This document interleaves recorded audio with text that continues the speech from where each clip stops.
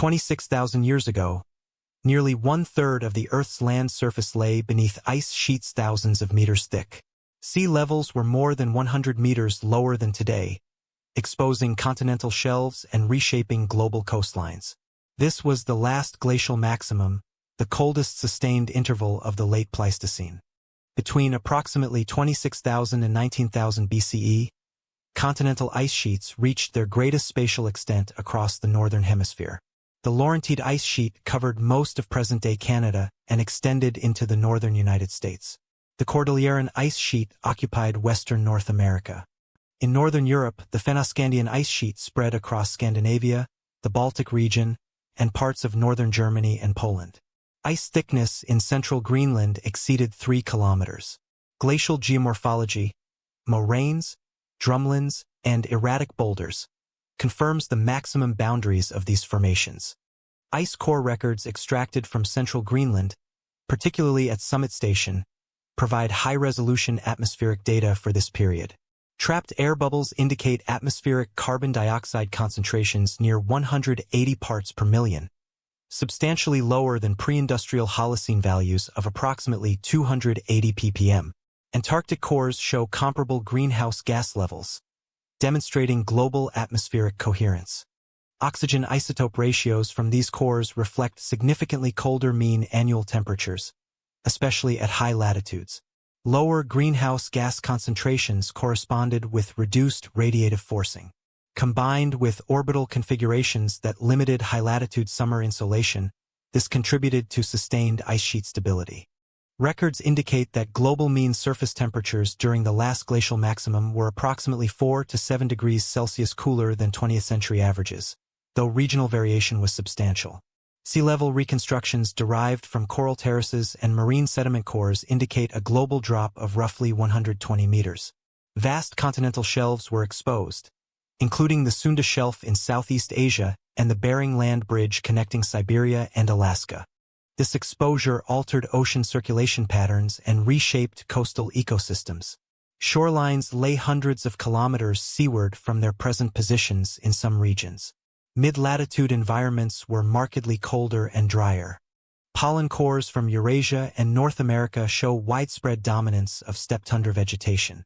Tree cover contracted significantly, replaced by grasses, sedges, and cold-adapted shrubs. Dust concentrations in ice cores increased, indicating stronger winds and expanded arid zones. In Central Asia and parts of Europe, loess deposits accumulated rapidly, reflecting intensified aeolian activity. Faunal assemblages correspond to these environmental conditions. Remains of woolly mammoth, steppe bison, and reindeer are common in late Pleistocene deposits across Eurasia and North America. These species thrived in open, treeless environments characterized by low precipitation and seasonal temperature extremes. Megafaunal distribution patterns reflect broad ecological continuity across northern latitudes during this period. Glacial hydrology also shaped continental drainage systems. Meltwater during seasonal cycles fed proglacial lakes along ice sheet margins, though major meltwater pulses had not yet begun. River systems were redirected by ice barriers, and sediment transport intensified along glacial outwash plains. By approximately 19,000 BCE, orbital parameters began increasing summer insolation in the northern hemisphere. This gradual shift initiated the earliest phases of deglaciation. Ice margins stabilized briefly before retreating, marking the transition toward a warming trend that would define the next several millennia. As insolation increased after 19,000 BCE, gradual warming initiated widespread glacial retreat. Before we continue, consider subscribing to Nightfall History. Activate the notification bell to receive each new documentary as it is released. And share in the comments which section of this episode you found most compelling. Your engagement helps guide future research and topics. BY 14,700 BCE. Warming accelerated with unexpected speed. Ice core records from central Greenland indicate a sharp rise in delta superscript 10 values beginning at approximately 14,700 BCE, marking the onset of the Balling-Allerød interstadial. Annual layer counting from the Greenland Ice Sheet Project cores demonstrates that this transition occurred over only a few decades. Temperature reconstructions suggest an increase of as much as 8 to 10 degrees Celsius in parts of the North Atlantic region. Dust concentrations within the ice decline significantly, indicating reduced atmospheric aridity and weaker wind intensity compared to the preceding glacial interval. Marine sediment cores from the North Atlantic corroborate this rapid warming. Foraminifera assemblages shifted toward species associated with warmer surface waters, while isotopic measurements reflect increasing ocean temperatures. Records indicate that the Atlantic meridional overturning circulation strengthened during this interval, enhancing northward heat transport. Increased deep-water formation in the Labrador and Nordic Seas likely amplified regional warming across Europe and Greenland. Terrestrial evidence confirms widespread ecological transformation. Pollen sequences from lake sediments in Germany, Denmark, and southern Scandinavia show rapid northward expansion of birch and pine forests. Tundra taxa declined, replaced by woodland assemblages within centuries. Soil development accelerated under warmer and wetter conditions, stabilizing landscapes previously dominated by periglacial processes. In the British Isles, radiocarbon-dated plant macrofossils document forest establishment in areas that had been treeless during the last glacial maximum. Faunal distributions responded accordingly. Remains of reindeer decreased in relative frequency in some European regions, while red deer and wild boar expanded northward alongside forest cover. In Central Europe, archaeological faunal assemblages reflect diversification of prey species consistent with woodland environments. Megafaunal species such as woolly mammoth persisted in northern latitudes but experienced habitat compression as steppe tundra zones contracted. Deglaciation intensified during this interstadial. Ice margins of the Fennoscandian and Laurentide ice sheets retreated substantially. Geomorphological surveys identify recessional moraines that mark successive stages of withdrawal. Meltwater volumes increased as ice thinned and surface ablation accelerated. River systems carried greater sediment loads into coastal basins, forming extensive outwash plains. In North America, retreating ice fronts permitted the formation of large proglacial lakes along the southern margin of the Laurentide ice sheet. Among the largest was Lake Agassiz, which at its maximum covered parts of present-day Manitoba, Ontario, North Dakota, and Minnesota.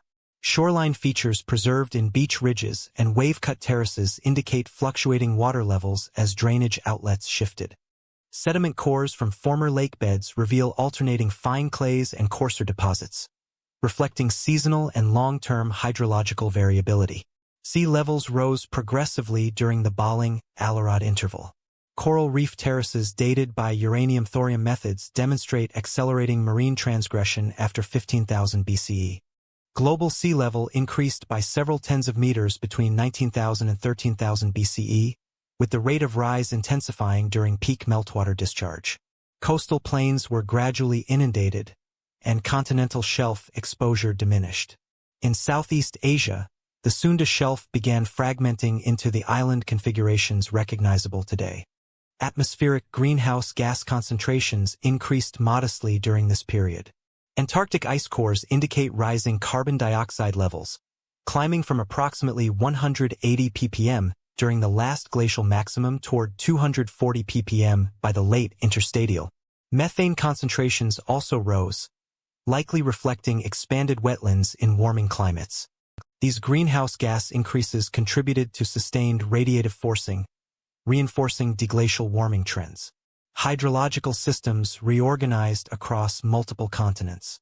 In Western Asia, pollen data suggest increased precipitation relative to glacial conditions, allowing steppe vegetation to give way to shrubland and scattered woodland. Lake levels rose in parts of the Near East, while speleothem records from caves in southern Europe show isotopic evidence of strengthened westerly moisture transport. Monsoon systems in parts of Asia appear to have intensified modestly, though regional variability persisted. Human populations occupied expanding ecological zones during this interval.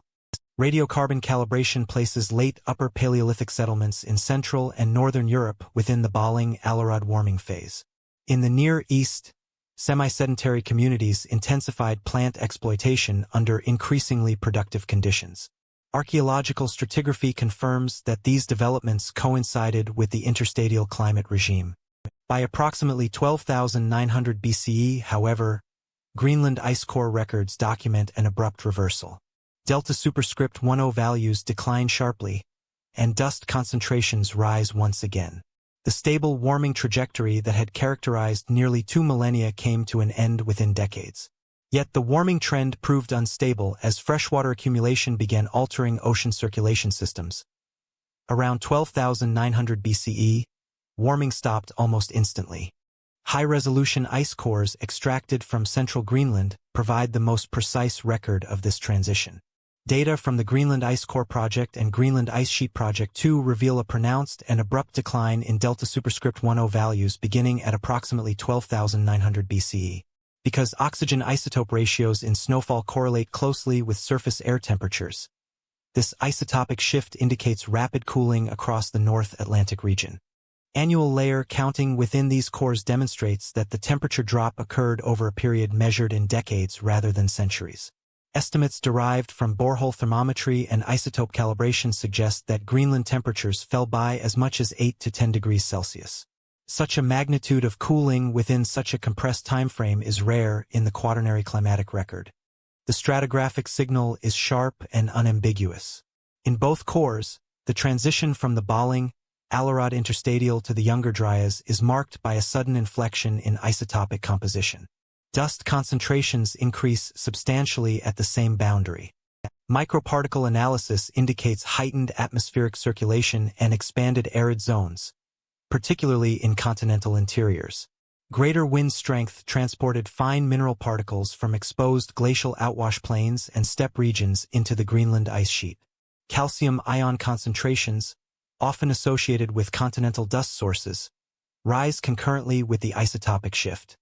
This suggests that environmental conditions across Eurasia and North America became drier and more wind-driven within a short interval. The coupling of isotopic decline and dust increase reinforces the interpretation of abrupt climatic deterioration rather than gradual cooling. Methane concentrations recorded in trapped air bubbles also shift during this transition. Methane levels decline at the onset of the Younger Dryas, indicating contraction of wetland environments in tropical and high-latitude regions. Because methane is well mixed in the global atmosphere, its reduction points to widespread hydrological changes beyond Greenland alone. This synchrony between polar temperature signals and global greenhouse gas concentrations underscores the scale of the climatic reorganization. Chronological precision is central to interpreting this event. Ice core chronologies rely on annual layer identification, volcanic ash markers, and synchronization with independently dated marine and terrestrial records. The onset of cooling aligns closely with changes observed in North Atlantic marine sediment cores, where foraminiferal assemblages reflect rapid sea surface temperature decline. Tephra layers provide additional stratigraphic anchors, allowing cross-correlation between ice and ocean archives. Beryllium-10 concentrations, derived from cosmogenic production in the atmosphere, also fluctuate during the Younger Dryas onset. Although primarily used to infer solar variability and geomagnetic field strength, these isotopic measurements contribute to refining the temporal framework of the transition. However, current evidence does not attribute the abrupt cooling primarily to solar forcing. Rather, the timing and regional expression point toward internal climate system mechanisms. The abruptness of the temperature decline contrasts sharply with the preceding deglacial warming trend. During the Balling, Allerod interval, temperatures had risen rapidly but stabilized over nearly 2 millennia. The Younger Dryas onset interrupts this trajectory without intermediate oscillation. Ice core stratigraphy does not display gradual precursor cooling of comparable magnitude. Instead, the isotopic record indicates a threshold-like shift. Comparison with Antarctic ice cores reveals hemispheric asymmetry. While Greenland records a sharp cooling event, Antarctic cores show more gradual temperature changes during the same interval.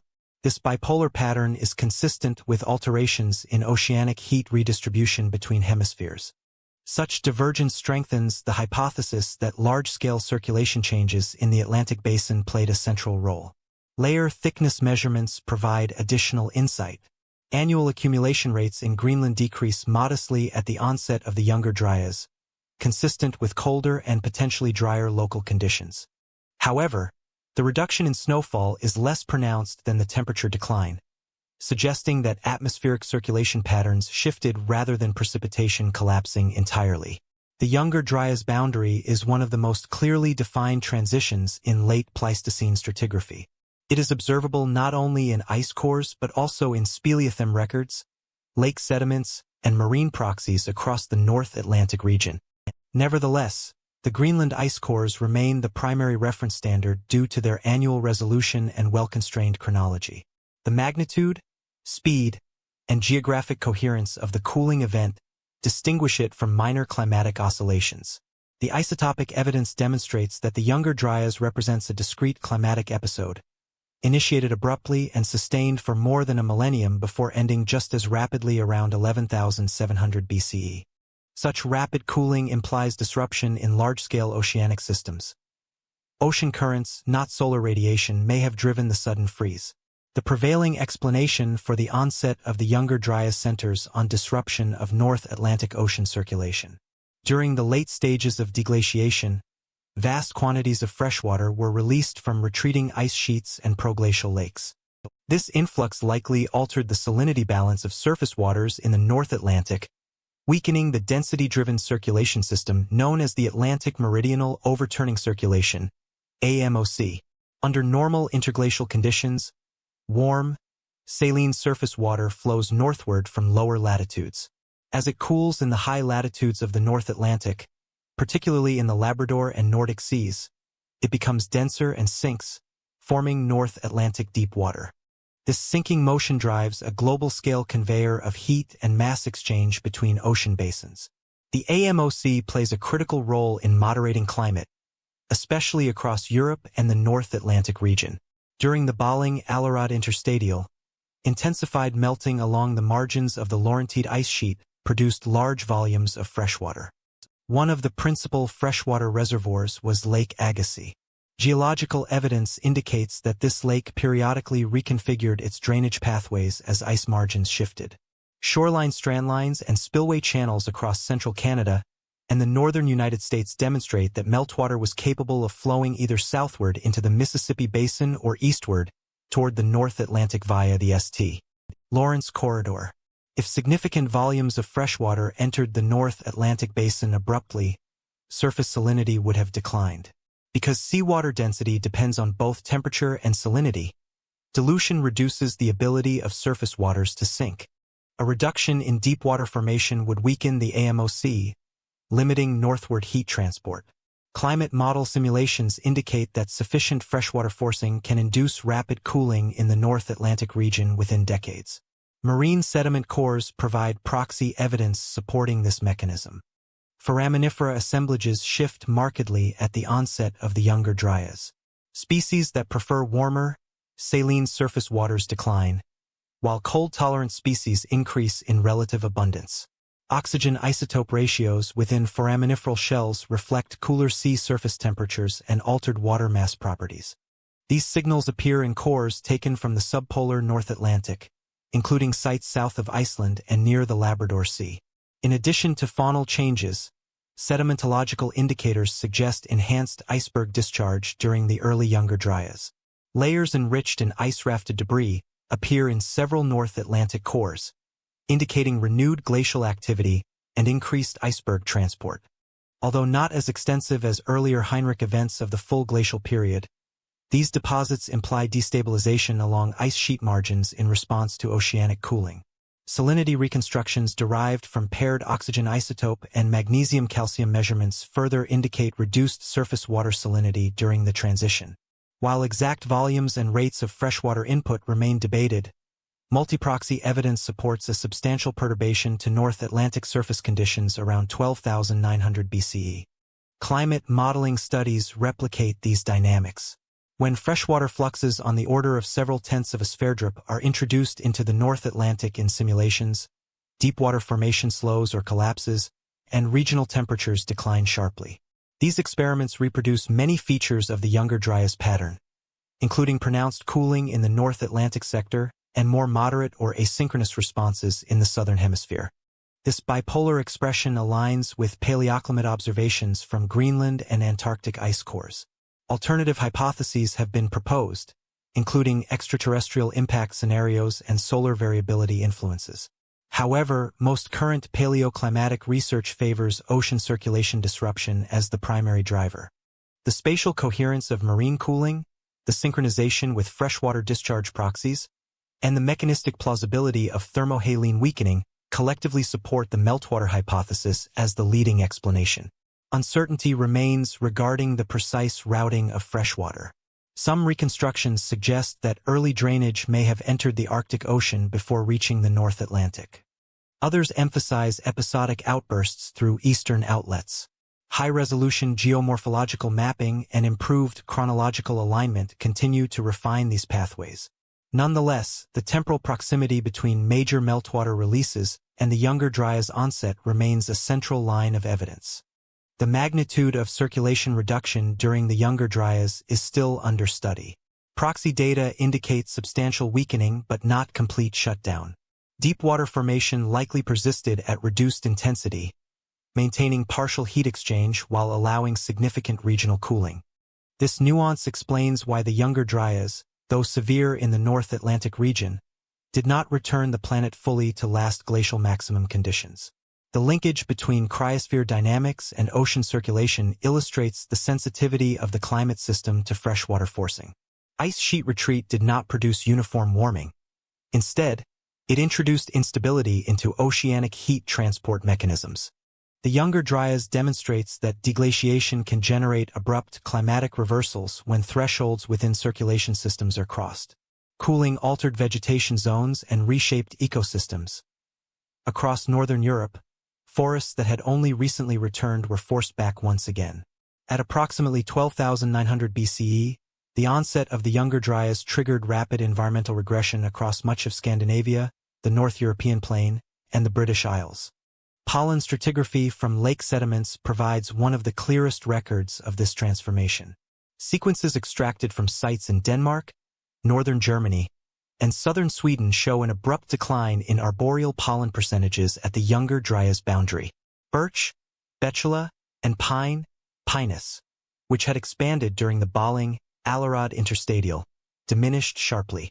In their place, herbaceous taxa associated with cold, open environments increased in relative abundance. Among the most diagnostic indicators is Artemisia, a genus characteristic of steppe and tundra conditions. Artemisia pollen frequencies rise substantially in sediment cores dated to the early Younger Dryas. Grasses, Poaceae, and sedges, Cyperaceae, also expand, reflecting a shift toward open, wind-exposed landscapes. This vegetational turnover occurred within decades to a century in many regions, consistent with the rapid temperature decline recorded in Greenland ice cores. Stable isotope analyses from lacustrine carbonates confirm a decline in summer temperatures across northern Europe. Oxygen isotope ratios indicate cooler growing seasons and enhanced continentality. Chironomid assemblages, non-biting midge larvae sensitive to summer air temperatures, provide independent reconstructions supporting a drop of several degrees Celsius. The cooling was not uniform throughout the year. Evidence suggests increased seasonality, with colder winters and shorter summers contributing to ecological stress. Glacial geomorphology documents renewed ice expansion in upland regions. In the highlands of western Scandinavia, moraines attributed to the Younger Dryas mark a re-advance of outlet glaciers after prior retreat.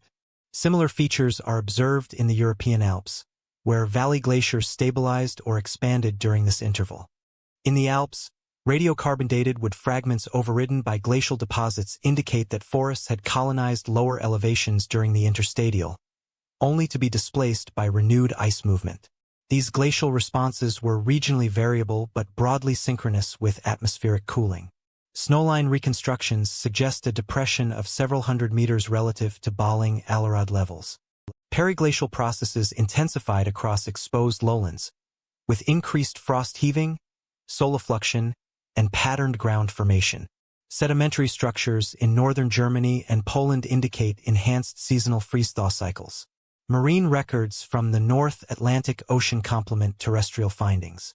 Sediment cores south of Iceland and west of the British Isles contain increased concentrations of ice-rafted debris at the onset of the Younger Dryas. These deposits consist of lithic fragments transported by drifting icebergs and released as they melted. Although the scale of iceberg discharge did not match the major Heinrich events of the last glacial maximum, the presence of enhanced debris indicates expanded seasonal sea ice and colder surface waters. Foraminiferal assemblages in these cores shift toward species adapted to cooler and fresher surface conditions. Oxygen isotope values from their calcite shells reflect declining sea surface temperatures and altered salinity. These marine proxies align closely with the timing of terrestrial vegetational change, reinforcing the conclusion that oceanic cooling was tightly coupled to continental climate. Hydrological systems responded as well.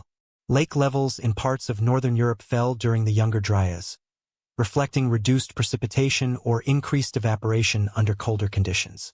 In other basins, sedimentary evidence points to greater variability, with fluctuating shorelines indicating unstable hydrological balances. River systems adjusted to altered runoff regimes, with some channels incising into previously deposited interstadial sediments. Faunal assemblages mirror the vegetational shifts. In Central Europe, zooarchaeological records show renewed prominence of cold-adapted ungulates such as reindeer, Rangifer tarandus, red deer and wild boar, which had expanded northward during the warmer interstadial, retreated southward or declined in abundance. Small mammal communities shifted toward species tolerant of open, tundra-like environments. These faunal transitions demonstrate how rapidly animal populations tracked habitat change. The compression of temperate woodland ecosystems had broader biogeographic implications. During the Balling-Alarad, mixed forests had extended into areas long dominated by steppe tundra. The Younger Dryas reversed that expansion, fragmenting forest zones and pushing them southward into refugial regions. Pollen data from southern France and the Balkans show reduced but persistent arboreal cover, indicating that these regions served as reservoirs for post-Younger Dryas recolonization. Archaeological evidence suggests that human groups also adjusted to these ecological constraints. Settlement patterns in northern Europe show contraction or mobility shifts during the Younger Dryas interval. Lithic assemblages reflect adaptations to changing prey distributions and landscape productivity. Although human populations did not disappear from the region, resource availability and seasonal scheduling were likely affected by shorter growing seasons and diminished biomass. Taken together, pollen stratigraphy, glacial landforms, marine sedimentology, and faunal records present a coherent picture of rapid environmental regression across Europe and the North Atlantic realm. Forest ecosystems that had taken centuries to establish were displaced within decades. Glaciers stabilized or advanced in response to declining summer temperatures. Marine and terrestrial systems shifted in parallel, confirming that the Younger Dryas represented a regionally integrated climatic reversal rather than isolated anomalies. While Europe cooled dramatically, interior Asia and monsoon systems experienced parallel instability. The cooling was not regional. Atmospheric circulation patterns shifted across continents. Evidence from China, Central Asia, and adjacent regions indicates that the Younger Dryas coincided with substantial weakening of the East Asian summer monsoon. Speleothem records, mineral deposits formed in caves by dripping water, provide high-resolution isotopic archives of precipitation variability. Oxygen isotope ratios, delta superscript 10, measured in stalagmites from caves in southern and eastern China, show a pronounced shift at approximately 12,900 BCE, synchronous with the abrupt cooling recorded in Greenland ice cores. In monsoon systems, delta superscript 10 values in speleothems primarily reflect changes in rainfall intensity and moisture source. During the Younger Dryas interval, these records indicate reduced summer monsoon strength.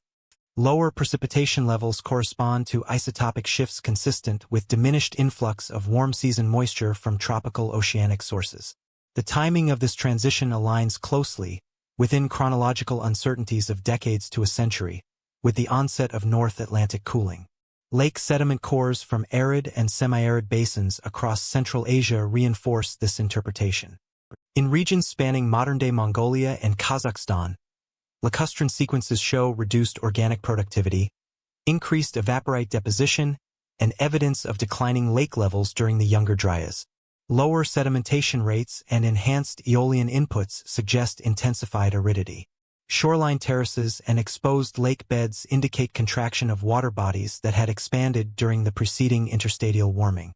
Palynological data from these basins show vegetation changes consistent with drier and cooler conditions.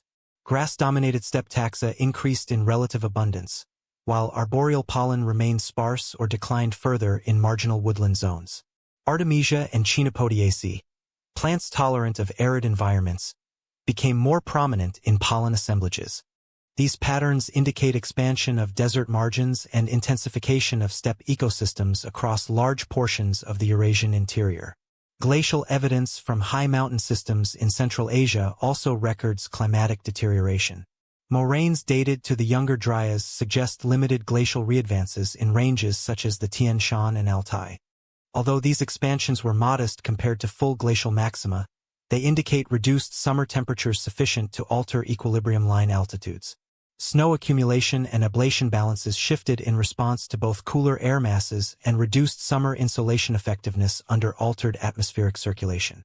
The weakening of the East Asian summer monsoon is widely interpreted as part of a broader reorganization of hemispheric atmospheric systems.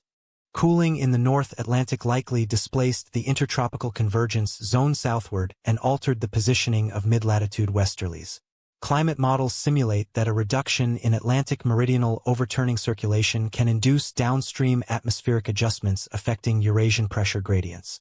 These changes reduce the penetration of moist maritime air masses into continental interiors during summer months. Jet stream dynamics appear to have shifted during this interval. A strengthened polar front and expanded sea ice in the North Atlantic would have modified thermal contrasts between ocean and land. This alteration influenced the trajectory and intensity of upper-level winds, potentially suppressing monsoonal circulation by weakening land-sea thermal gradients that normally drive summer precipitation over East Asia. The synchrony between Greenland ice core temperature declines and Chinese speleothem isotopic shifts is central to the interpretation of global teleconnections. High-precision uranium-thorium dating of speleothems constrains the Younger Dryas onset in East Asia to within a narrow temporal window matching the North Atlantic signal.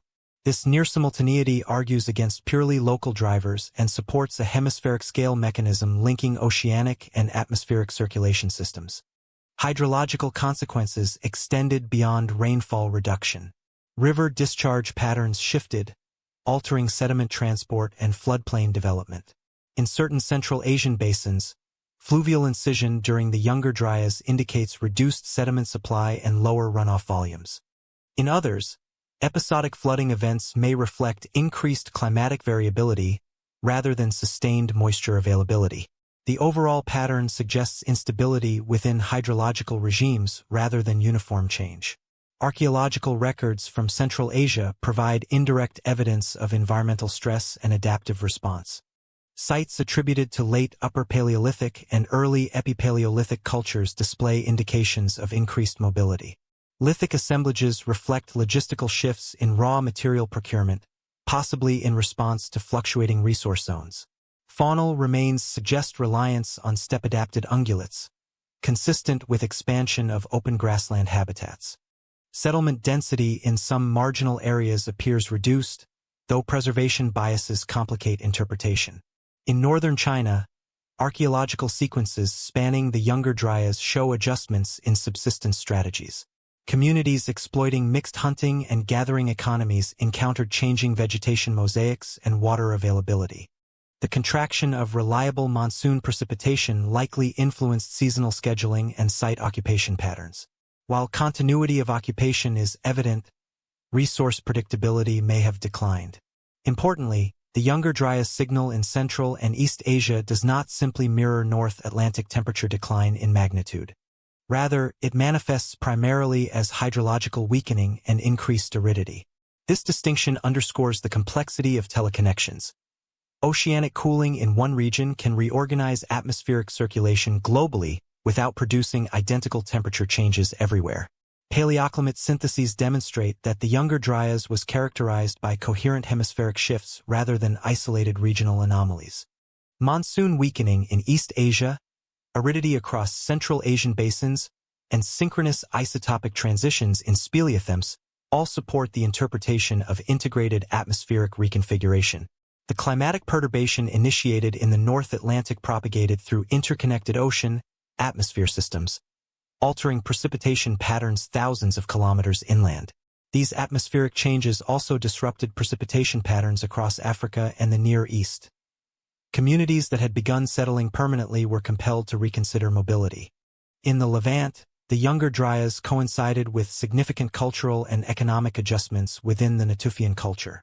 Emerging around 12,500 BCE during the Baling-Alarad interstadial, Natufian groups established semi-sedentary settlements across present-day Israel, Jordan, Lebanon, and western Syria.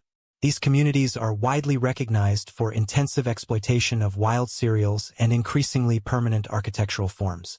Excavations at sites such as Ain Malaha and Wadi Hamma 27 reveal circular stone-built dwellings, storage pits, ground stone tools, and formalized burial areas. These features indicate extended occupation and reduced residential mobility relative to earlier Epipaleolithic foragers. Archaeobotanical assemblages from early Natufian levels contain substantial quantities of wild einkorn wheat, Triticum beaticum, and wild barley, Hordeum spontaneum, alongside lentils and other gathered plant foods. The onset of the Younger Dryas at approximately 12,900 BC corresponds to measurable changes within these settlement systems. Radiocarbon chronologies from multiple Levantine sites demonstrate occupational contraction or shifts in site use during this interval. In several locations, architectural investment declines, and evidence for long-term habitation becomes less pronounced. While some settlements persist, their spatial organization and occupational intensity appear altered. Archaeobotanical data indicate fluctuations in cereal availability. Pollen and phytolith analyses suggest that cooler and drier conditions during the Younger Dryas reduced the geographic distribution of wild cereal stands in parts of the Levant. Stable isotope evidence and regional paleoclimate reconstructions point to diminished precipitation relative to the preceding interstadial. As rainfall declined, habitats favorable to dense cereal growth likely contracted toward refugial zones with more reliable moisture. Grinding stones and sickle blades continue to appear in late Natufian contexts, but shifts in faunal assemblages suggest broadening subsistence strategies. Zooarchaeological evidence indicates increased reliance on smaller, fast-reproducing prey species, including gazelle juveniles and small game such as hares and birds. Mortality profiles for gazelle populations at certain sites reflect intensified hunting pressure, possibly indicating reduced predictability of primary plant resources. In addition to dietary adjustments, there is evidence for greater residential mobility during the late Natufian phase. Some settlements become smaller and more ephemeral, with thinner occupational deposits and fewer substantial structures. Regional surveys indicate the appearance of short-term camps in areas marginal for agriculture-like plant exploitation. These patterns are consistent with adaptive responses to resource instability rather than complete abandonment of settled lifeways. Mortuary practices, however, demonstrate continuity. Burials within and adjacent to dwellings persist throughout the Younger Dryas interval. Individuals were interred in flexed positions, often accompanied by personal ornaments made from shell and bone. The maintenance of formal burial traditions suggests cultural continuity despite economic stress. In some cases, secondary burial practices and skull removal appear, indicating evolving ritual behavior rather than cultural collapse. Lithic technology also reflects adaptation. Toolkits include microlithic elements suited for composite projectiles, implying continued emphasis on hunting. At the same time, heavy ground stone tools remain present, suggesting that plant processing did not disappear but may have become more variable or seasonally focused. The balance between hunting and plant exploitation likely shifted in response to climatic pressures. High-resolution stratigraphy in the Levant provides one of the clearest archaeological correlations with the Younger Dryas climatic episode. Speleothem records from regional caves and lake-level reconstructions indicate reduced precipitation and cooler temperatures beginning near 12,900 BCE. These environmental signals align closely with shifts observed in settlement density and subsistence patterns. While direct causation cannot be assumed in every case, the chronological overlap is robust across multiple datasets. The Natufian transformation during the Younger Dryas is therefore best interpreted as adaptive reorganization rather than abrupt collapse. Semi-sedentary lifeways were not entirely abandoned, but mobility appears to have increased in certain regions. Resource intensification, diversification of prey, and settlement contraction collectively suggest communities responding to environmental constraints. When climatic conditions improved at the termination of the Younger Dryas around 11,700 BCE, successor cultures in the region moved toward more systematic cultivation practices. The preceding interval of stress may have contributed to experimentation with plant management strategies that later characterized the pre-pottery Neolithic. The Younger Dryas in the Levant illustrates how abrupt climatic cooling intersected with societies already undergoing economic and social transformation. Rather than halting cultural development, environmental instability appears to have reshaped trajectories of settlement and subsistence within an evolving Epipaleolithic framework. Similar adaptive adjustments occurred across Eurasia. Mobility once again became essential in northern latitudes. The onset of the Younger Dryas around 12,900 BCE coincided with significant adjustments among late Upper Paleolithic and terminal Epipaleolithic communities across Europe. As forests retreated and open-steppe tundra environments re-expanded, settlement systems that had begun stabilizing during the Balling, Allerod interstadial underwent measurable reorganization. Faunal assemblages provide one of the clearest indicators of ecological change. In regions of northern France, Belgium, Germany, and Poland, zooarchaeological evidence shows renewed dominance of cold-adapted ungulates, particularly reindeer, Rangifer tarandus. During the preceding interstadial, red deer and wild boar had expanded into temperate woodland zones. With the return of colder and more seasonal conditions, reindeer populations once again extended their range southward, tracking the re-established open landscapes. This faunal redistribution influenced hunting strategies. Archaeological sites attributed to technocomplexes such as the Ahrensburg culture in northern Europe demonstrate specialized reindeer exploitation. Kill sites and butchery evidence indicate organized hunting along migratory corridors. Seasonal mobility likely increased, as groups followed herds across expanding tundra steppe zones. Lithic assemblages from Younger Dryas contexts show shifts toward toolkits emphasizing portability and maintainability. Tanged projectile points associated with Ahrensburgian industries appear well suited for composite weapon systems used in open-terrain hunting. Smaller, lighter toolkits would have facilitated higher residential mobility compared to earlier phases characterized by more substantial occupation features. In Western and Central Europe, the Magdalenian culture tradition had already demonstrated adaptability to cold environments during the last glacial maximum. However, by the Balling, Allerod interstadial, Magdalenian groups had diversified subsistence practices in response to forest expansion. The Younger Dryas reversed some of these trends, narrowing subsistence focus in certain regions toward highly mobile hunting strategies. Settlement evidence supports this interpretation. Many Younger Dryas sites in northern latitudes display thinner occupational deposits, reduced architectural investment, and ephemeral hearth features. Open-air camps predominate in some regions, suggesting short-term logistical stops rather than long-term residential bases. Cave occupations continue in parts of southern Europe, but northern settlement density appears more dispersed. Raw material procurement patterns further indicate reorganization. Sourcing studies of flint and other lithic materials reveal extended transport distances during parts of the Younger Dryas. This pattern is consistent with expanded foraging territories and seasonal aggregation at key resource nodes. Increased mobility would have enabled groups to buffer against localized resource failure in unpredictable climates. Paleo-environmental reconstructions confirm that ecological zones became less stable during this interval.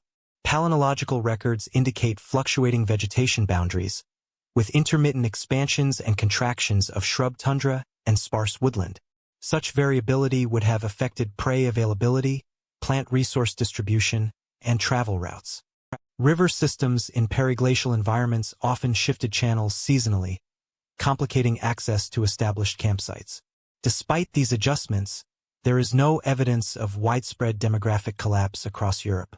Radiocarbon date distributions suggest continuity of occupation, though regional population densities may have declined in some northern areas. Cultural traditions persisted, but material culture reflects environmental restructuring rather than abrupt cultural replacement. In southern Europe, including parts of Iberia and Italy, climatic deterioration was less extreme than in the North Atlantic zone. Woodland refugia persisted, supporting more diversified subsistence economies. Archaeological assemblages from these regions show continuity in hunting red deer and other temperate species, though evidence for increased mobility appears in some contexts. This regional variation highlights the uneven ecological impact of the Younger Dryas across the continent. Social networks may have played an important role in mitigating environmental stress. Shared stylistic elements in lithic technologies and portable art objects suggest continued intergroup communication across wide territories. Exchange of information regarding migratory routes, resource zones, and seasonal patterns would have been essential under conditions of heightened climatic variability. The Younger Dryas thus reinforced ecological unpredictability in northern Europe. Forest contraction, reindeer range expansion, and renewed periglacial processes altered established subsistence zones. Hunter-gatherer groups responded through increased mobility, technological adjustments favoring portability, and flexible settlement strategies. These changes reflect adaptive reorganization rather than systemic breakdown. Across the Atlantic, populations faced parallel environmental pressure. As environments destabilized, social rituals became more elaborate rather than less. Archaeological evidence from the Levant during the Younger Dryas indicates that climatic deterioration did not produce uniform social fragmentation. Instead, in several contexts, ritualized aggregation appears to have intensified. Mortuary archaeology provides some of the clearest material indicators of this pattern. One of the most significant sites is Hilazon Cave in northern Israel. Radiocarbon dates place its primary burial activity around 12,000 BCE, within the Younger Dryas interval. Excavations uncovered a carefully prepared grave containing the remains of an adult female individual accompanied by an unusual assemblage of grave goods. These included tortoise shells, raptor wings, a fox skull, and selected limb bones from large wild cattle, aurochs. The deliberate arrangement of these materials indicates ceremonial deposition rather than casual discard. Zooarchaeological analysis suggests that many of the tortoise shells were processed for consumption prior to burial placement. Cut marks and burning patterns indicate roasting and meat extraction. The quantity of shells present implies collective procurement and preparation, consistent with organized feasting behavior. Such events would have required coordination among multiple households, suggesting temporary aggregation of dispersed groups. Additional Natufian sites across the Levant contain similar evidence of structured burial practices.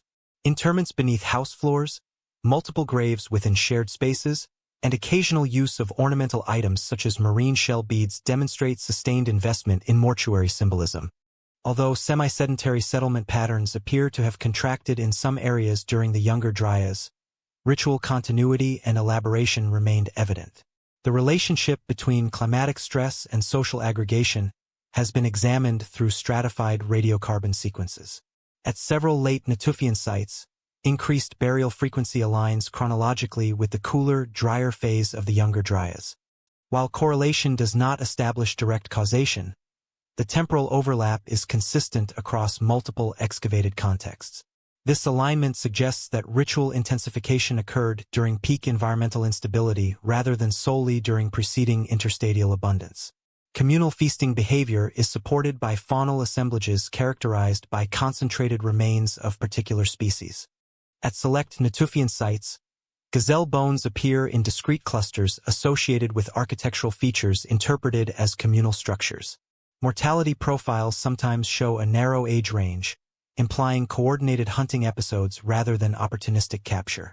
Such pooling of resources may have reinforced intergroup alliances under conditions of fluctuating subsistence returns. Mortuary elaboration also reflects investment of labor and symbolic capital. The preparation of burial pits, placement of grave goods, and repeated use of specific ritual locales required collective participation. In contexts where residential mobility increased, the maintenance of fixed ceremonial sites could function as territorial anchors, reinforcing claims to resource zones through ancestral association. Symbolic artifacts during the late Natufian include carved bone objects, ground stone mortars, and personal ornaments fashioned from marine shells transported inland from the Mediterranean coast.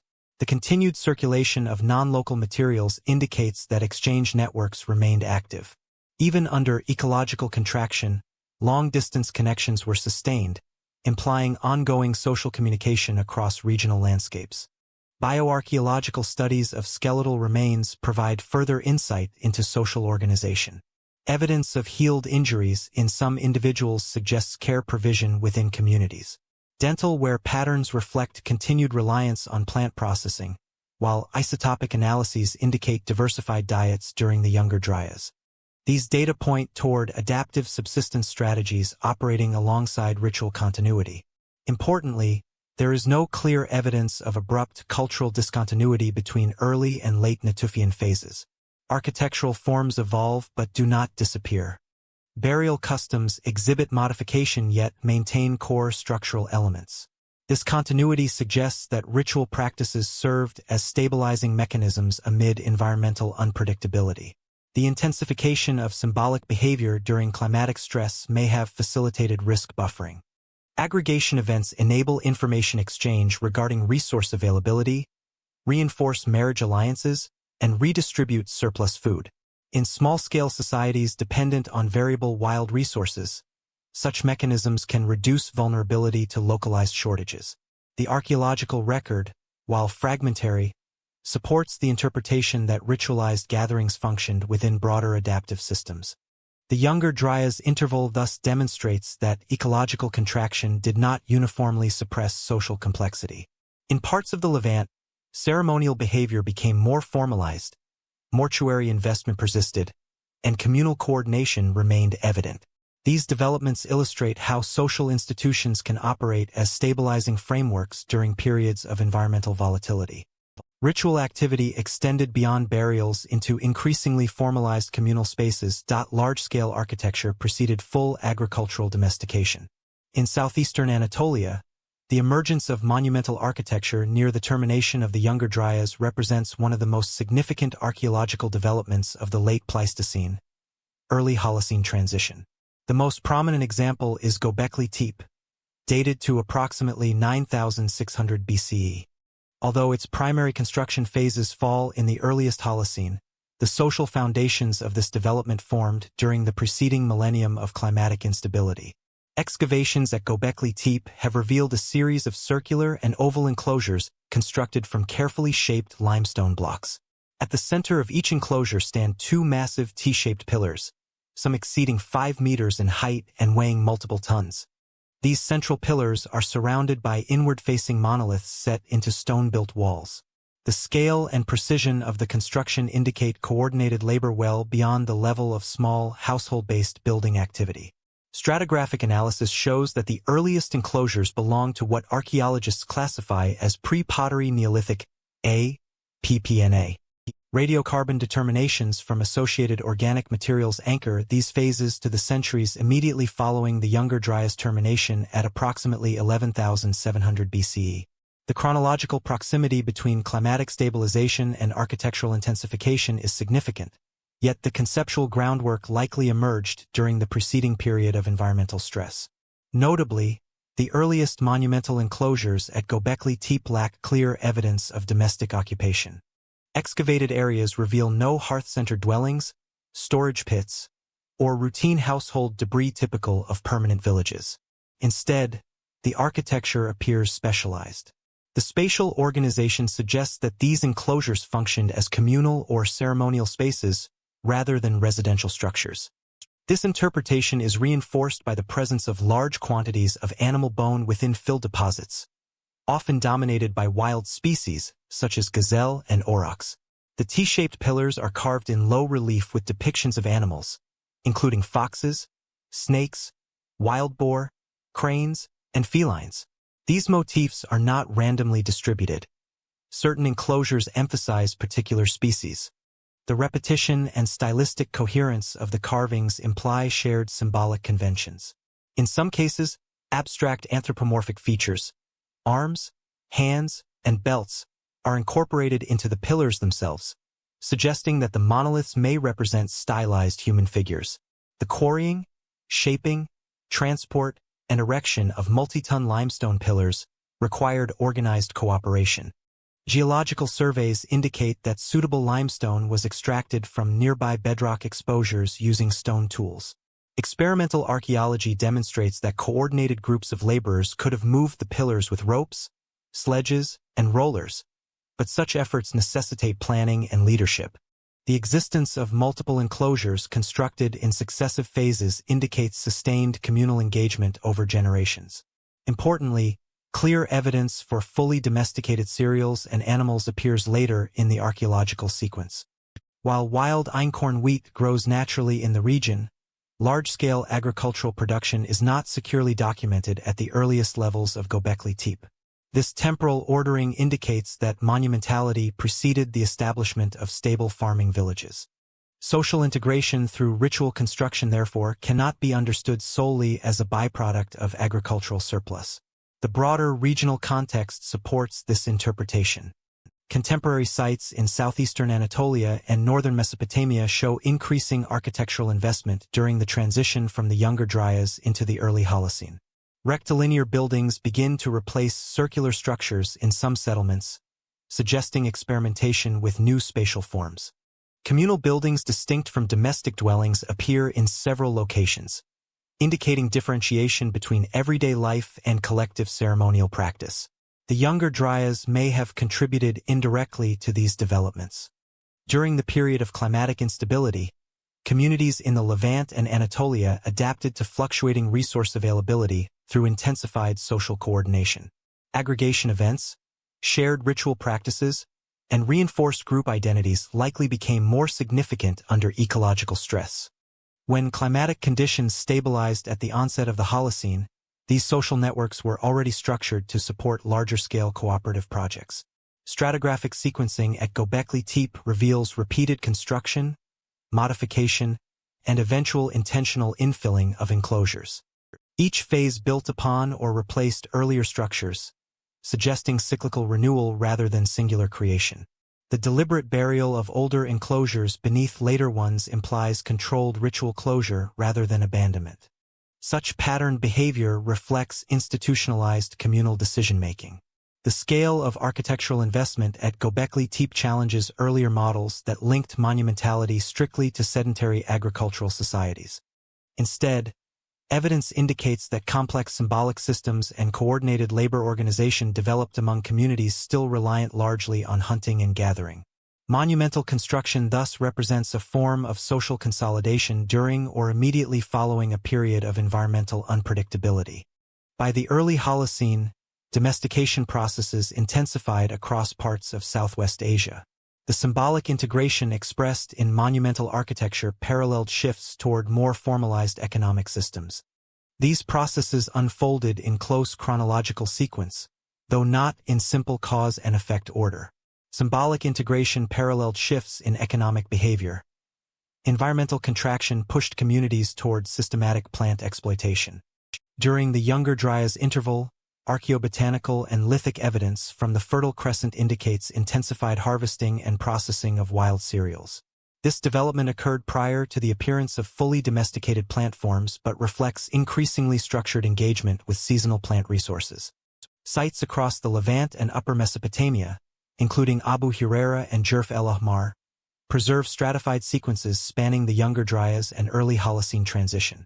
Carbonized plant remains recovered from flotation samples demonstrate continued exploitation of wild barley, Hordeum spontaneum, and wild einkorn wheat, Triticum bioticum. In Younger Dryas layers, these cereals appear in substantial quantities relative to earlier Epipaleolithic contexts. Grinding stones and mortars increase in both number and wear intensity during this period. Microscopic analysis of grinding surfaces reveals striations consistent with repetitive cereal processing. Use-wear studies on flint blades identify the presence of sickle gloss, a silica sheen formed through cutting silica-rich cereal stems. Experimental replication confirms that this gloss develops through systematic harvesting rather than incidental plant cutting. The frequency of glossed blades in late Natufian and early pre-pottery Neolithic contexts indicates recurrent cereal reaping episodes. The environmental context provides a framework for interpreting this intensification. Paleoclimate reconstructions from speleothems and lake cores indicate reduced precipitation and increased climatic variability in parts of the Levant during the Younger Dryas. Wild cereal stands, which thrive in specific rainfall regimes, would have experienced fluctuating productivity. Shortened or less predictable growing seasons likely narrowed optimal harvest windows. Under such conditions, organized scheduling of harvests becomes increasingly advantageous. The presence of storage pits at some sites suggests anticipation of seasonal scarcity. Subterranean pits lined with plaster or stone appear in terminal Natufian and early Neolithic levels. These features are interpreted as facilities for storing cereals or other plant foods, protecting them from moisture and pests. Although direct evidence for large-scale surplus accumulation remains limited in the Younger Dryas phase, the architectural investment implies planned resource buffering. Stable isotope analysis of charred cereal grains provides additional insight. Variability in carbon isotope ratios reflects differing degrees of water stress during plant growth. Samples from Younger Dryas contexts display greater isotopic fluctuation compared to earlier interstadial phases, consistent with unstable precipitation regimes. These environmental pressures may have encouraged closer observation of plant cycles and microhabitats where moisture remained more reliable. Importantly, morphological traits associated with full domestication, such as non-shattering rachises in cereals, are not securely documented during the Younger Dryas. Wild varieties continued to disperse seeds naturally. However, selective harvesting of stands with desirable characteristics could have gradually influenced population structure. Repeated cutting before full seed dispersal favors plants retaining grains on the stalk, even if unintentional. Over generations, such selection pressures contribute to domestication processes evident in subsequent millennia. Settlement patterns support the interpretation of increasing plant management. Although some late Natufian sites exhibit reduced permanence relative to earlier phases, others show continuity with modifications. At Abu Hureyra, stratified deposits reveal sustained plant exploitation across the Younger Dryas boundary. Botanical assemblages include not only cereals but also legumes and gathered fruits, indicating diversified plant use. Tool assemblages reflect adaptation to plant-oriented tasks. In addition to sickle blades, heavy-duty ground stone tools appear in higher densities.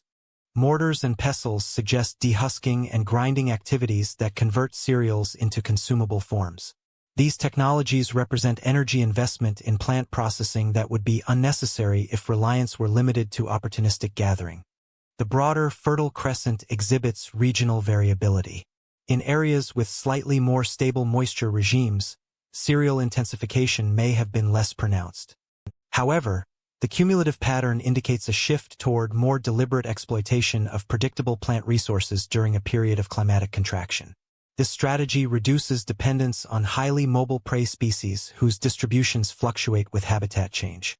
The Younger Dryas did not initiate agriculture in its fully developed form, but it appears to have accelerated experimentation with systematic plant use.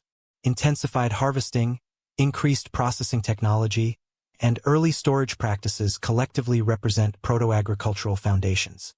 These behaviors reflect adaptive responses to ecological uncertainty rather than abrupt economic revolution.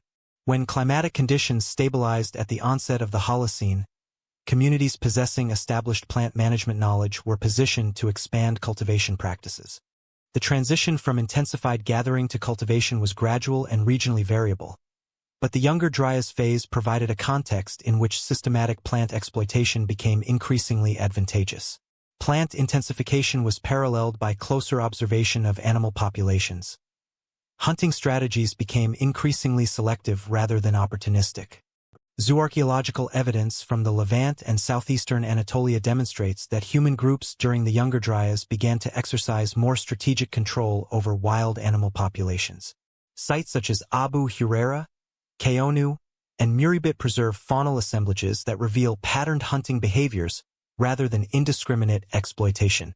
Analyses of age-at-death profiles from gazelle, gazella, and wild sheep, Ovis orientalis, indicate targeted culling.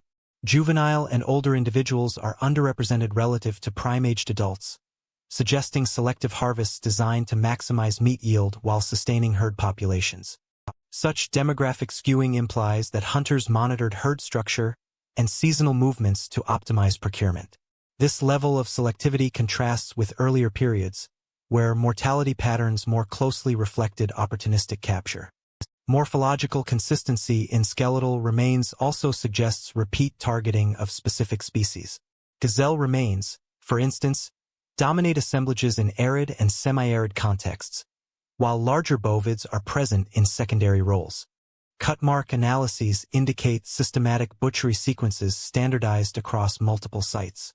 Repeated processing patterns, combined with evidence for spatially concentrated kill and processing areas, suggest coordinated planning rather than casual opportunistic exploitation. In addition to primage selection, evidence points to early forms of seasonal tracking. Faunal assemblages from sites such as Keonu show that hunting occurred preferentially in certain seasons, as indicated by epiphyseal fusion and dental eruption stages. This temporal targeting aligns with periods of peak resource availability, demonstrating careful attention to ecological rhythms. Hunters appear to have timed their procurement to coincide with reproductive cycles or migration events, further increasing efficiency. Strategic animal exploitation is also supported by evidence for storage and preservation. Some Levantine sites contain pit features associated with faunal remains, suggesting temporary caching or processing areas. While there is no evidence for full-scale refrigeration or prolonged meat storage, short-term accumulation of surplus indicates planning beyond immediate consumption. This capacity to buffer against seasonal scarcity reflects an integration of subsistence scheduling into broader settlement and resource management strategies. The Younger Dryas climate likely provided the context for these behavioral shifts. Reduced and unpredictable precipitation affected vegetation growth and, consequently, herbivore distribution. Environmental contraction may have incentivized closer observation of herd dynamics, prompting early attempts at regulating harvest intensity. By favoring prime-aged adults and targeting optimal hunting seasons, human groups could sustain reliable access to animal protein despite ecological instability. Zooarchaeological studies reveal variation in hunting strategies across regions. In marginal upland zones, reliance on highly mobile prey such as gazelle increased, while in lower elevation alluvial plains, hunters maintained broader diets including wild sheep, goats, and bovids. Such diversification indicates flexible adaptation to local resource availability and environmental pressures. Even without evidence of formal domestication, these strategies represent an emerging proto-management system. Evidence of communal coordination complements selective hunting patterns. Large-scale kill sites and assemblages with multiple individuals suggest that hunting and processing were often group activities. Resource pooling likely increased efficiency, particularly under conditions of environmental stress. Communal efforts may also have reinforced social cohesion, mirroring broader trends in ritual aggregation and symbolic expression observed in contemporaneous Levantine contexts. Early management of animals during the Younger Dryas did not constitute domestication in the technical sense. Morphological changes associated with controlled breeding and herd confinement appear later, during the early Holocene. However, demographic manipulation, seasonal targeting, and coordinated procurement represent behavioral precursors to domestication.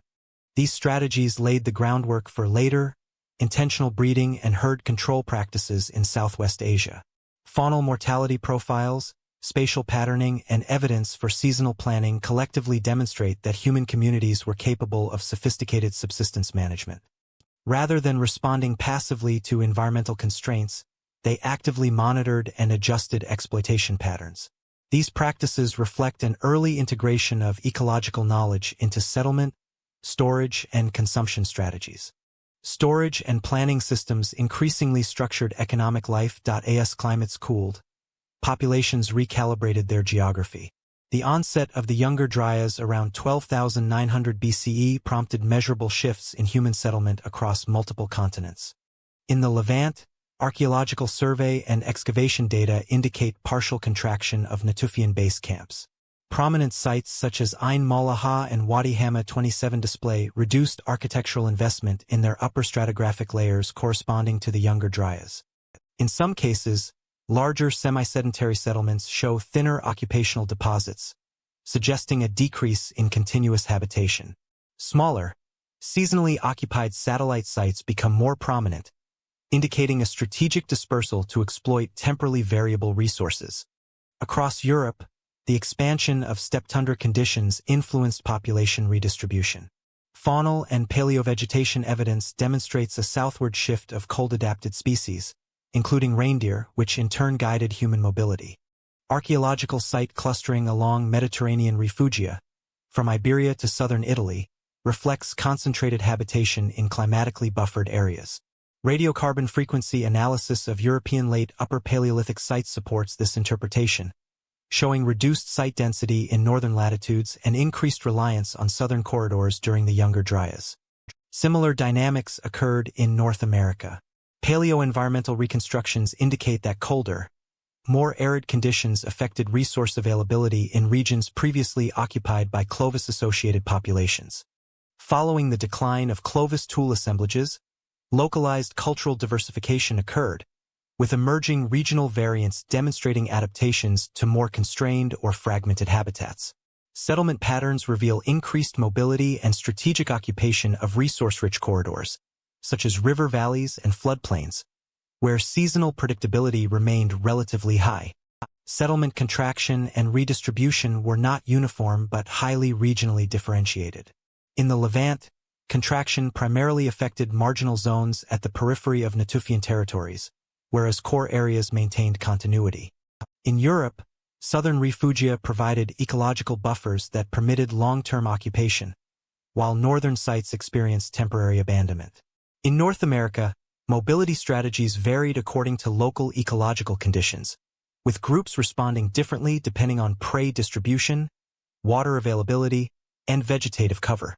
Climatic stress appears to have compressed habitable zones, increasing reliance on specific ecological corridors. River valleys, coastal plains, and low-elevation basins served as conduits for seasonal migration, providing more predictable access to water, edible plants, and fauna. Archaeological evidence from Levantine river terraces, Mediterranean coastal sites, and North American floodplains demonstrates repeated occupation sequences aligned with seasonal cycles. These patterns indicate that populations actively tracked environmental conditions to maintain subsistence security. Demographic contraction is inferred not only from site distribution but also from the relative size and density of occupational deposits. In Levantine sites, reduced numbers of dwelling structures and thinner midden layers suggest smaller household sizes and possibly lower population density. Similarly, in Northern Europe, ephemeral open-air camps with limited artifact accumulation indicate short-term occupation rather than sustained settlement. Such evidence collectively points toward regional population recalibration in response to environmental constraints rather than catastrophic collapse. Archaeological indicators of mobility, such as lithic raw material sourcing, further support population redistribution. Extended transport distances of flint and obsidian imply that groups expanded their foraging radius to access critical resources. Conversely, areas with localized resource concentration became strategic focal points, reflecting a combination of opportunistic exploitation and deliberate planning. These settlement adjustments had implications for long-term demographic structure. Contraction into ecological corridors likely increased interaction frequency among dispersed groups, promoting gene flow where corridors overlapped. Conversely, isolation in marginal zones may have reduced connectivity and contributed to localized differentiation. Over the Younger Dryas interval, such processes would have influenced genetic diversity, population resilience, and subsequent postglacial expansion patterns. The Younger Dryas demonstrates that human populations responded to rapid climatic deterioration through spatial reorganization. Archaeological surveys, site clustering analyses, and radiocarbon chronologies collectively indicate that settlement redistribution was adaptive, aligning habitation with ecological opportunity and resource predictability. Rather than uniform collapse, communities recalibrated occupation strategies across heterogeneous landscapes. Demographic stress influenced genetic diversity and long-term population structure. Climate shifts left measurable traces not only in sediments but in human genomes. Recent analyses of ancient DNA from late Pleistocene and early Holocene human remains provide insight into demographic responses to the Younger Dryas. Genomic studies indicate that effective population sizes in parts of Eurasia underwent contraction phases during this interval. While attribution to specific climatic events remains complex, several models correlate population reduction with the period of environmental instability between 12,900 and 11,700 BCE. In the Levant, ancient DNA extracted from Natufian skeletal remains shows evidence of limited gene flow compared to preceding interstadial populations. Reduced connectivity between settlement clusters is consistent with archaeological indicators of partial site abandonment and increased mobility. Genome-wide analyses demonstrate a measurable decrease in heterozygosity relative to pre-Younger Dryas phases, implying that smaller, regionally concentrated populations experience temporary bottlenecks.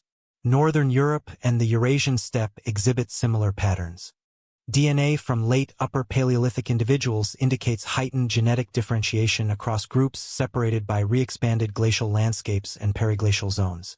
Isolation by distance becomes more pronounced, reflecting the combined effects of habitat contraction, ecological barriers, and selective dispersal along Mediterranean and riverine corridors. Genetic drift likely amplified regional divergence during this period of constrained population connectivity. In Central and Western Europe, the demographic impact of climatic deterioration varies geographically. Southern refugia appear to have maintained higher levels of effective population size, as inferred from increased mitochondrial haplotype diversity relative to northern sites. These patterns align with archaeological evidence of persistent occupation in climatically buffered regions. Conversely, northern populations show reduced diversity, consistent with smaller, more mobile groups responding to fluctuating environmental conditions. In parts of Western Asia, sequences from early Holocene hunter-gatherers suggest admixture following the Younger Dryas. As environmental conditions stabilized after 11,700 BCE, previously isolated populations reconnected, facilitating gene flow and restoring diversity lost during contraction phases. Genomic studies indicate that this renewed connectivity occurred alongside early Neolithic expansions and the establishment of semi-sedentary agricultural communities, linking demographic recovery with technological and economic intensification. Modeling of effective population size over time using coalescent methods supports the broader trend of oscillating demography. Peaks correspond to interstadial phases of relative climatic stability, while troughs align with periods of rapid cooling, including the Younger Dryas. Although precise timing varies by region and dataset, the overarching pattern indicates that climatic perturbations imposed measurable constraints on population structure and connectivity. Isolation during the Younger Dryas likely had secondary effects on cultural evolution. Groups separated by ecological barriers could develop localized technological traditions, material culture styles, and subsistence strategies. Archaeological differentiation in lithic typologies, hunting practices, and settlement patterns corresponds with areas exhibiting evidence of genetic isolation. Such divergence suggests that population bottlenecks and restricted gene flow contributed to the emergence of regionally distinct cultural trajectories. Ancient DNA also illuminates the interaction between environmental stress and mobility. Even under constrained conditions, occasional long-distance dispersal events occurred, as indicated by admixture signals detected in early Holocene genomes. These events may reflect opportunistic movement along ecological corridors, including river valleys and coastal plains, which simultaneously facilitated genetic mixing and cultural transmission. Taken together, the genomic record demonstrates that the Younger Dryas influenced both the size and structure of human populations. Population contraction, reduced connectivity, and regional differentiation are measurable outcomes, complementing archaeological evidence of settlement redistribution and adaptive mobility. These findings illustrate how abrupt climate change can leave enduring traces not only in the landscape and material culture, but in the genetic fabric of human populations. Regional isolation fostered divergent cultural trajectories. A shift in ocean salinity may have reconfigured hemispheric climate within decades. One of the most widely supported explanations for the abrupt onset of the Younger Dryas centers on freshwater input into the North Atlantic and the resulting disruption of ocean circulation. Around 12,900 BCE, large proglacial lakes formed during the deglaciation of the Laurentide ice sheet, most prominently Lake Agassiz in central North America.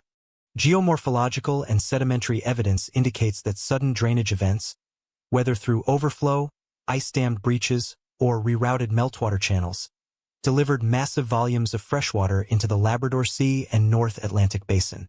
This influx of low-salinity water would have reduced surface water density, inhibiting deep-water formation in the North Atlantic. The Atlantic Meridional Overturning Circulation, AMOC, responsible for transporting warm equatorial waters northward, is highly sensitive to salinity and temperature gradients.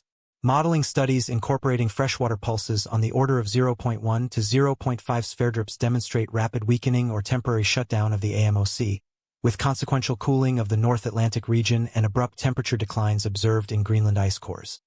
Marine sediment cores provide empirical support for this hypothesis. Analyses of benthic and planktonic foraminifera from North Atlantic sites reveal abrupt changes in assemblages coinciding with the Younger Dryas onset. Oxygen isotope ratios, delta superscript 10, indicate cooler surface waters, while elevated ice-rafted debris reflects increased iceberg calving and glacial activity. Sedimentary records from the Labrador Sea, the Erminger Basin, and the Nordic Seas collectively suggest that cooling was both rapid and spatially extensive, consistent with modeled AMOC disruption. Isotopic analyses complement faunal evidence. Planktonic foraminifera show delta superscript 1 superscript 3c excursions consistent with reduced ventilation and altered nutrient cycling in surface waters. Changes in Mg/Ca ratios further confirm abrupt decreases in sea surface temperature. These independent lines of evidence strengthen the case for freshwater forcing as a primary driver of abrupt climate change during the Younger Dryas. Freshwater routing, however, remains subject to debate. Lake Agassiz had multiple potential drainage outlets: southward into the Mississippi River system, eastward via the St. Lawrence, or northeast toward the Arctic Ocean. Geomorphological reconstructions suggest that transient breaches of ice dams or proglacial spillways could have redirected discharge episodically. The timing and magnitude of these events are inferred from shoreline terraces, varved sediments, and radiocarbon-dated organic material, but precise chronologies vary across datasets. Climate modeling studies simulate different routing scenarios to assess their impact on hemispheric temperature patterns. Simulations in which freshwater entered the Labrador Sea directly reproduce the abrupt Greenland cooling observed in ice cores within decades. Models introducing freshwater into the Arctic Ocean or St. Lawrence system produce more gradual cooling or localized effects. The consistency of observed North Atlantic cooling with Labrador Sea routing lends support to this pathway, although alternative scenarios are not entirely excluded. The abruptness and intensity of the Younger Dryas can be partially explained by the AMOC mechanism.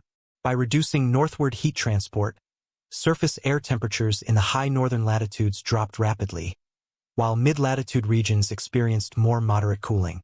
Terrestrial records, including pollen sequences and glacier readvances in Europe and North America, align temporally with these marine signals.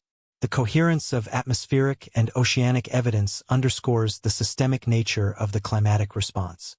Despite its explanatory power, the freshwater hypothesis is not universally accepted as the sole mechanism. Critics point to the difficulty of precisely timing meltwater pulses with climatic proxies, as well as evidence for synchronous cooling in regions far removed from the North Atlantic, such as East Asia and Africa.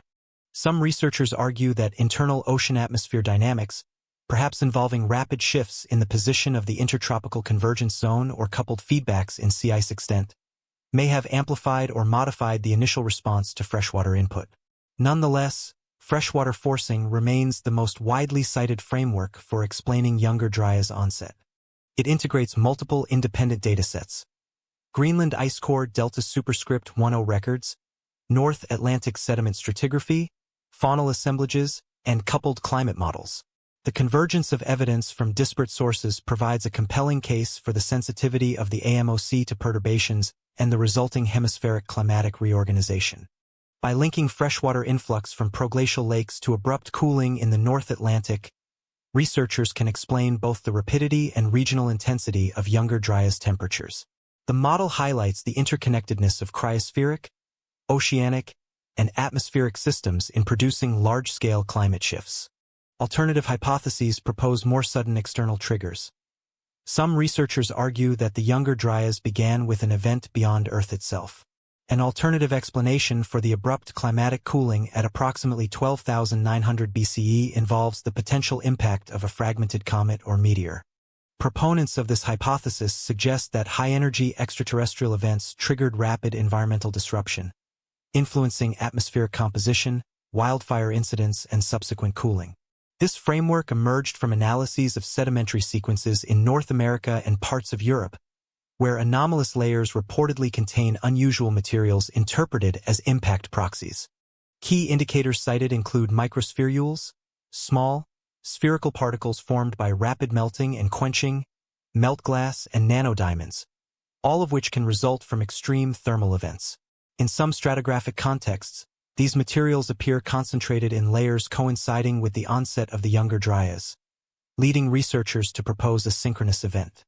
Advocates argue that a fragmented comet exploding in the atmosphere could have deposited this material across a broad area, simultaneously triggering regional fires, dust loading, and perturbation of climate systems. Sites such as Blackwater Draw, Hiawatha Glacier, and Polaco have been analyzed for these markers. In some North American sites, layers containing microspherules coincide with reductions in megafaunal remains and disruptions in Clovis cultural deposits. This apparent temporal correlation has been cited in support of an extraterrestrial trigger. Despite these findings, reproducibility and stratigraphic continuity remain highly contested. Independent laboratories have sometimes failed to recover similar concentrations of microspherules or nanodiamonds at purported impact layers. In addition, melt glass and microspherule distributions vary significantly across sites, complicating the establishment of a clear, hemispheric signal. Critics emphasize that fire, volcanism, and other terrestrial processes can produce similar materials, potentially confounding interpretations. Another critical challenge is the absence of a confirmed crater of appropriate scale.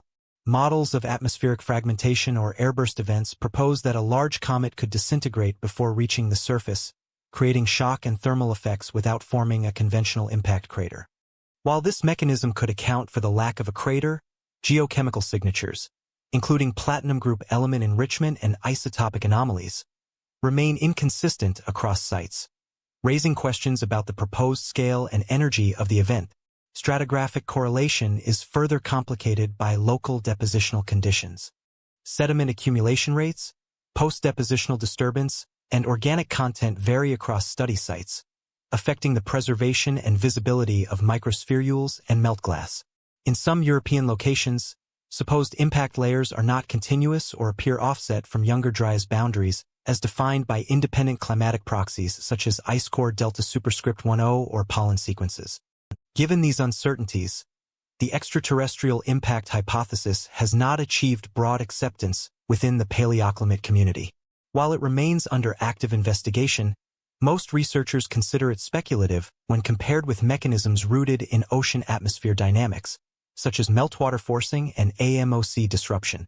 Peer-reviewed evaluations emphasize the need for repeatable evidence across multiple independent laboratories, precise stratigraphic correlation, and geochemical consistency before assigning primary causation to an extraterrestrial event.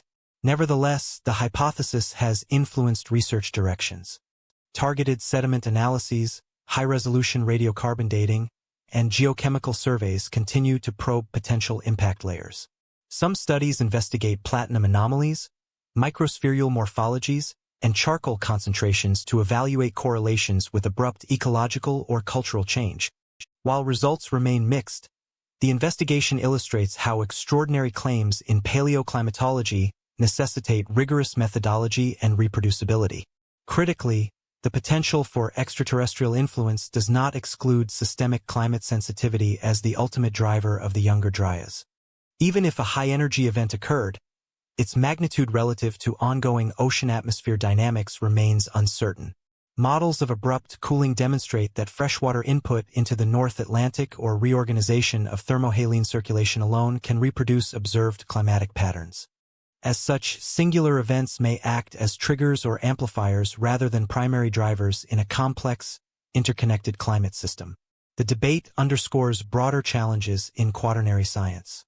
Establishing causation for abrupt climate events requires convergence among multiple datasets.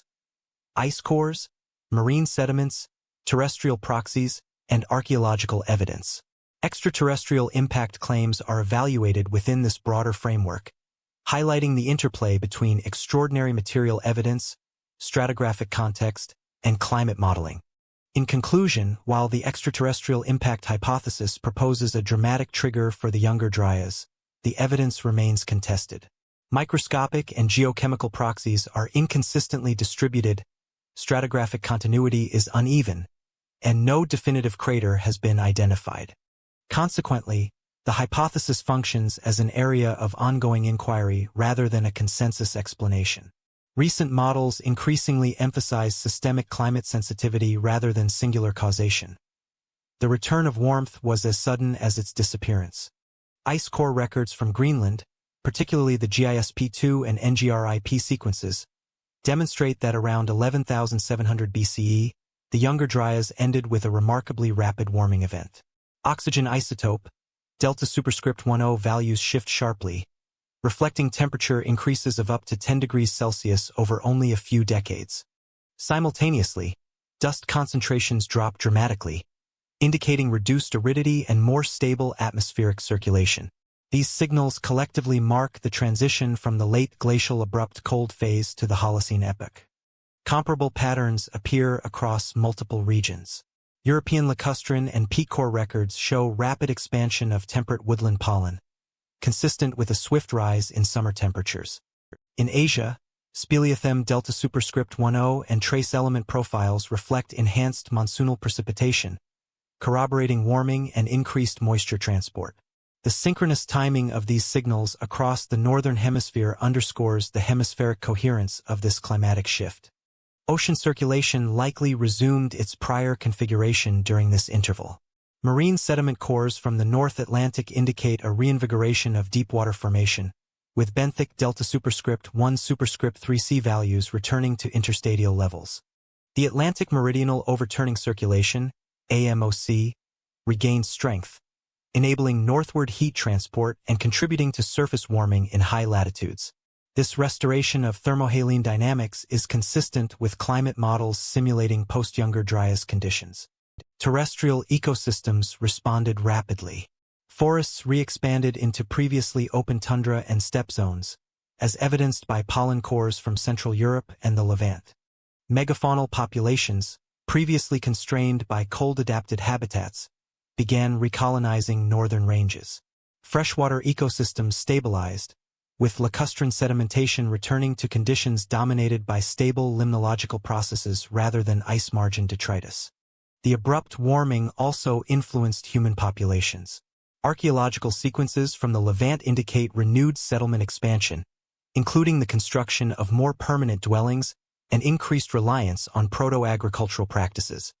Faunal assemblages show diversification as resource predictability improved.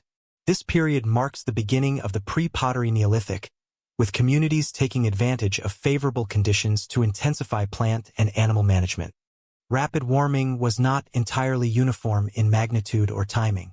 Regional variability exists, with some northern European sites showing delayed vegetational responses due to soil development lag, while southern refugia exhibit near-immediate forest recovery. Such heterogeneity reflects local factors including topography, hydrology, and residual glacial cover. Nonetheless, the overarching trend is clear: a rapid, decadal-scale transition from glacial to interglacial conditions. Paleoclimatic reconstructions highlight the sensitivity of the Earth system to relatively small perturbations. The Younger Dryas demonstrates that abrupt cooling and warming can occur within decades when critical thresholds in ocean-atmosphere systems are crossed. The termination phase emphasizes the rapidity with which climatic feedbacks, such as ice sheet meltwater input, sea ice extent, and atmospheric circulation, can reorganize hemispheric climate. Greenland ice core layering allows precise decade-scale chronological resolution, confirming the rapidity of the Holocene onset. Annual lamina counting and radiometric calibration align with independent records, such as varved lake sediments and speleothem chronologies, providing robust temporal frameworks. This precision highlights the potential for abrupt climate events to exert immediate and profound ecological and societal effects. By the end of the Younger Dryas, the environmental constraints that had governed human mobility, resource availability, and settlement distribution were lifted. Habitable zones expanded, rivers stabilized, and agricultural experimentation gained momentum in regions previously constrained by cold, arid conditions. The rapidity of this warming contrasts with gradual deglacial trends, demonstrating that the Holocene transition was both abrupt and transformative. Ocean circulation likely resumed its prior configuration. With climate stability, experimentation transformed into systematic cultivation. The onset of the Holocene provided environmental conditions conducive to reliable plant growth, enabling early human communities in the Fertile Crescent to transition from opportunistic gathering to systematic cultivation. Archaeobotanical analyses indicate that, following 11,700 BCE, wild cereals, including einkorn, Triticum monococcum, and barley, Hordeum vulgar SSP spontaneum, were increasingly managed through deliberate harvesting, selection, and sowing. Morphological changes in grain size and seed coat thickness, documented in sites such as Catalhoyuk and Tel Abu Hureyra, suggest the emergence of domestication traits shortly after 10,000 BCE. Permanent settlements expanded in both size and architectural complexity during this period. Excavations reveal larger dwellings with durable foundations, organized layouts, and communal features such as storage pits and workspaces. This architectural intensification reflects the integration of agriculture into daily life, supporting population growth and sedentism. Reliable growing seasons facilitated scheduling of planting, harvesting, and storage cycles, reducing seasonal risk and permitting surplus production. The legacy of the Younger Dryas is evident in these developments. Climatic instability during the preceding interval had incentivized experimentation with plant management, storage, and selective harvesting. Communities that had developed systematic strategies to cope with environmental stress were well positioned to exploit the improved conditions of the early Holocene.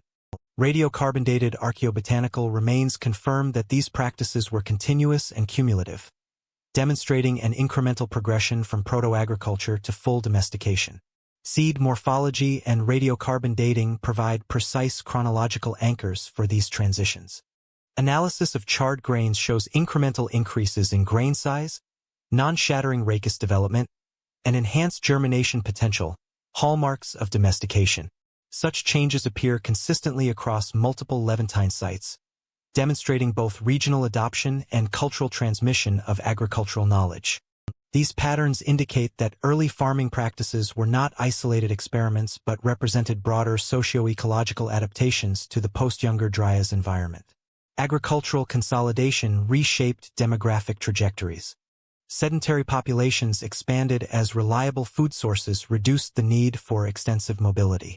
Settlement nucleation along river valleys, floodplains, and fertile uplands allowed larger communities to develop, reinforcing social complexity.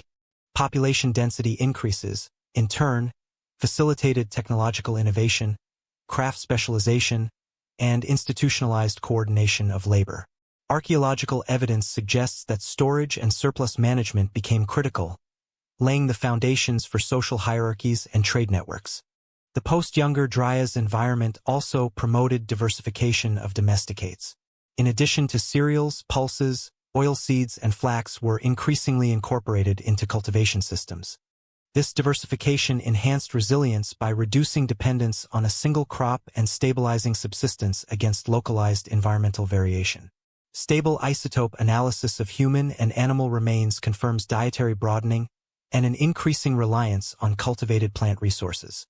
Economic intensification occurred alongside cultural and symbolic elaboration. Settlement planning, ritual structures, and communal spaces continued to reflect social cohesion mechanisms established during climatic stress periods. Monumental constructions, such as early enclosures and ceremonial platforms, suggest continuity in social organization and symbolic expression. These features indicate that agriculture was embedded not only in subsistence strategies but in broader societal frameworks. By the mid-Holocene, these early agricultural systems became entrenched, catalyzing subsequent waves of demographic expansion, technological innovation, and regional interaction. Communities that had successfully integrated systematic cultivation during the post-Younger Dryas era served as progenitors for the first large-scale villages, eventually giving rise to complex societies and urbanization in later millennia.